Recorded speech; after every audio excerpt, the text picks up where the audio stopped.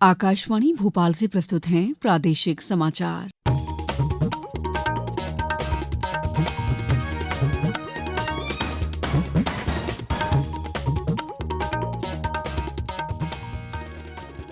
नमस्कार।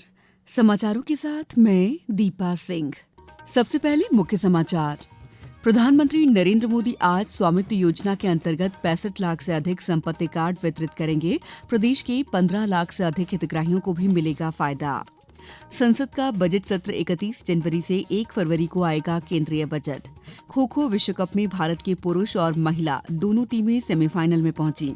और प्रदेश एक बार फिर बर्फीली हवाओं से ठिठुरा। भोपाल, सागर समेत 7 जिलों में आज कोल्ड डे की चेतावनी। अब समाचार विस्तार से। प्रधानमंत्री नरेंद्र मोदी आज वीडियो कॉन्फ्रेंस के माध्यम से स्वामित्व योजना के अंतर्गत 65 लाख से अधिक संपत्ति कार्ड वितरित करेंगे। संपत्ति कार्ड 10 राज्यों और 2 केंद्र शासित प्रदेशों के 50,000 से अधिक गांवों में वितरित किए जाएंगे। इस योजना का उद्देश्य ग्रामीण आबादी के क्षेत्रों में संपत्ति मालिकों को रिकॉर्ड का अधिकार प्रदान करके ग्रामीण भारत में आर्थिक बदलाव को बढ़ावा देना है। प्रधानमंत्री आज प्रदेश के 15,63,000 से अधिक हितग्राहियों को भी ई वितरण कार्यक्रम में संपत्ति कार्ड वितरित करेंगे। पेश है एक रिपोर्ट। प्रधानमंत्री नरेंद्र मोदी मध्य प्रदेश के संपत्ति कार्ड लाभार्थियों के साथ वर्चुअल संवाद भी करेंगे। वहीं मुख्यमंत्री डॉक्टर मोहन यादव सिवनी में आयोजित राज्य स्तरीय कार्यक्रम में शामिल होंगे। मध्य प्रदेश के जिला मुख्यालयों पर भी संपत्ति कार्ड वितरण कार्यक्रम होगा, जिसमें केंद्रीय मंत्री, प्रदेश के मंत्री, सांसद और विधायक शामिल होंगे। मध्य प्रदेश में ऐसी संपत्तियों की संख्या लगभग 45,60,000 है। इनमें से लगभग 39,63,000 संपत्तियों का काम पूरा भी हो चुका है। वहीं अब तक 24 लाख निजी अधिकार अभिलेखों का वितरण किया जा चुका है। संजीव शर्मा, आकाशवाणी समाचार, भोपाल। संसद का बजट सत्र 31 जनवरी से शुरू होगा। सत्र के पहले दिन राष्ट्रपति द्रौपदी मुर्मू लोकसभा और राज्यसभा की संयुक्त बैठक को संबोधित करेंगी। वित्त मंत्री निर्मला सीतारमण 1 फरवरी को केंद्रीय बजट पेश करेंगी। बजट सत्र का पहला चरण 13 फरवरी तक चलेगा, जबकि दूसरा चरण 10 मार्च से 4 अप्रैल तक होगा। रिजर्व बैंक ने बैंकों से नए और सभी मौजूदा उपभोक्ताओं के जमा खातों और लॉकरों में नामांकन सुनिश्चित करने को कहा है। रिजर्व बैंक ने कहा है कि बड़ी संख्या में खातों में नामांकन नहीं किए गए हैं। इस सुविधा का उद्देश्य जमाकर्ता का निधन होने पर परिवार के सदस्यों के दावों का जल्द निपटारा करने और उनकी कठिनाइयां कम करना है। रिजर्व बैंक ने बैंकों से ये भी कहा है कि वे नामांकन लेने और मृतक के नामांकित व्यक्ति या कानूनी उत्तराधिकारियों के दावों को निपटाने के लिए अपने कर्मचारियों को उचित रूप से प्रशिक्षित करें। उत्तर प्रदेश के प्रयागराज में चल रहे महाकुंभ में बड़ी संख्या में श्रद्धालु पहुंच रहे हैं और त्रिवेणी संगम में पवित्र डुबकी लगा रहे हैं। लाखों लोगों के इस जमावड़े से न केवल प्रयागराज की प्रतिष्ठा बढ़ी है, बल्कि स्थानीय अर्थव्यवस्था और व्यापार में भी तेजी आई है। ब्यौरा दे रहे हैं हमारे संवाददाता। होटल, खाद्य, ऊनी वस्त्र, कंबल, रजाई, गद्दे और इलेक्ट्रॉनिक्स जैसे उद्योगों ने अपनी बिक्री में 30 से 40% की वृद्धि दर्ज की है। महाकुंभ के और आगे बढ़ने के साथ यह वृद्धि 50% तक पहुंचने की उम्मीद है। हालांकि महाकुंभ अभी कुछ ही दिन पहले शुरू हुआ है, लेकिन शहर में खुदरा और थोक कारोबारियों के व्यापार में पहले से ही 2 से 3 गुना वृद्धि देखी गई है। चाहे वो होटल उद्योग हो, खुदरा कारोबार हो या कपड़ा उद्योग, सभी क्षेत्रों में बिक्री में पिछले सप्ताह उल्लेखनीय वृद्धि देखी गई। वहीं व्यापारियों को मौनी अमावस्या के दिन और भी अधिक बिक्री की उम्मीद है। आनंद कुमार, आकाशवाणी समाचार, प्रयागराज। समाचारों में वक्त है ब्रेक का।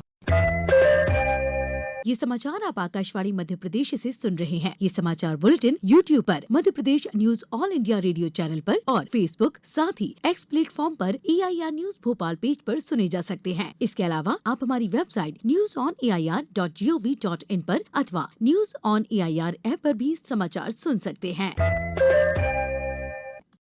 ब्रेक के बाद समाचारों में आपका एक बार फिर स्वागत है। केंद्रीय कृषि और किसान कल्याण मंत्री शिवराज सिंह चौहान ने विदिशा में मेक इन इंडिया के तहत स्थापित जंबार बागरी में बैटरी चलित वाहनों की एक निजी फैक्ट्री का शुभारंभ किया। उन्होंने बताया कि मुख्यमंत्री रहते हुए उन्होंने विदिशा जिले के जंबार बागरी गांव में एक बड़े औद्योगिक क्षेत्र का सपना देखा था, जो आज 400 से अधिक औद्योगिक इकाइयों के लक्ष्य के साथ पूरा होता दिखाई दे रहा है।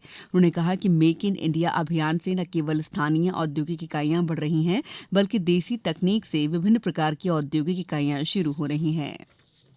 भारत सरकार द्वारा पायलट प्रोजेक्ट के रूप में इंदौर जिले की 30 चयनित उचित मूल्य दुकानों में जन पोषण केंद्र खोले जाएंगे। इन केंद्रों के माध्यम से पोषण से जुड़े गुणवत्तापूर्ण खाद्य पदार्थ उपभोक्ताओं को उपलब्ध कराए जाएंगे। जिला आपूर्ति नियंत्रक एमएल मारू ने बताया कि सरकारी राशन की दुकानों को पोषण केंद्रों में बदलने का मकसद लोगों को पोषण से भरपूर खाद्य पदार्थ मुहैया कराना है। जन पोषण केंद्रों में राशन के अलावा दैनिक जरूरत के सामान भी मिलेंगे। उत्तराखंड में राष्ट्रीय खेल 28 जनवरी से शुरू होने जा रहे हैं। प्रधानमंत्री नरेंद्र मोदी द्वारा देहरादून में इन खेलों का उद्घाटन किया जाएगा। इनमें मध्य प्रदेश के 335 खिलाड़ी भागीदारी करने जा रहे हैं। राष्ट्रीय खेलों के कुल 35 खेलों में से 25 खेल प्रतियोगिता और एक प्रदर्शन खेल में प्रदेश के खिलाड़ी भागीदारी करेंगे। खेल और युवा कल्याण मंत्री विश्वास कैलाश सारंग ने बताया कि पिछले राष्ट्रीय खेल में पदक विजेताओं की पुरस्कार राशि बढ़ा दी गई है। इस बार स्वर्ण पदक विजेता को 6 लाख, रजत पदक पर 4 लाख और कांस्य पदक विजेता को 3 लाख रुपए की राशि दी जाएगी। खो खो विश्व कप में मेजबान भारतीय पुरुष और महिला दोनों टीमें अपने अपने वर्ग के सेमीफाइनल में पहुंच गई हैं। दोनों ही टीमों ने पूरे टूर्नामेंट में शानदार प्रदर्शन कर अपने सभी मैचों में जीत हासिल की है। कल क्वार्टर फाइनल में भारतीय पुरुष टीम ने श्रीलंका को 140 से हराया। वहीं भारतीय महिला टीम ने बांग्लादेश को 109-16 से हराया। प्रदेश एक बार फिर बर्फीली हवाओं से ठिठुर है। भोपाल, इंदौर, उज्जैन, ग्वालियर, जबलपुर समेत प्रदेश के 18 शहरों में कल कोल्ड डे जैसी स्थिति रही। यहां दिन का पारा 23 डिग्री सेल्सियस से कम रहा। आज भी भोपाल, सागर समेत 7 जिलों में कोल्ड डे की चेतावनी दी गई है। प्रदेश के आधे हिस्से में सुबह मध्यम से घना कोहरा रहा। मौसम विभाग के अनुसार प्रदेश में उत्तरी हवा आ रही है, इससे ठिठुरन बढ़ गई है। तापमान में गिरावट हुई है। विभाग के मुताबिक कड़ाके की ठंड का असर अब और भी बढ़ेगा क्योंकि बर्फीली हवा की रफ्तार बढ़ेगी।